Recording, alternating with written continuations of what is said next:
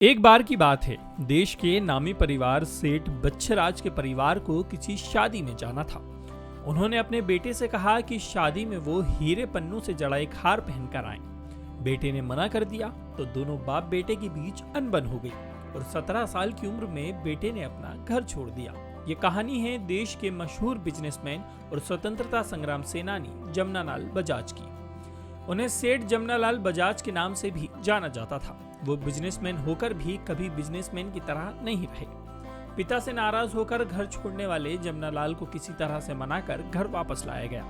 वो घर तो आ गए, लेकिन वो अपने पिता की पूरी संपत्ति को त्याग कर चुके थे। जब उन्हें विरासत में संपत्ति मिली तो उन्होंने उसका दान करना शुरू कर दिया। जमनालाल ने अपनी पूरी जिंदगी ट्रस्टी की तरह बिताई। जमनालाल गांधी जी से बेहद प्रभावित थे। 1915 में जब गांधी जी ने दक्षिण अफ्रीका से लौटने के बाद साबरमती आश्रम बनाया तो जमनालाल उनके साथ उस आश्रम में ही रहे। 1920 में नागपुर में कांग्रेस का अधिवेशन हुआ। उसमें जमनालाल ने गांधी जी के सामने अजीब सा प्रस्ताव रख दिया। उन्होंने कहा कि वो उनका 5वां बेटा बनना चाहते हैं और गांधी जी को अपने पिता के रूप में गोद लेना चाहते हैं। शुरुआत में ये प्रस्ताव सुनकर गांधी जी को बहुत आश्चर्य हुआ, लेकिन धीरे धीरे उन्होंने जमनालाल को अपना 5वां बेटा मान ही लिया।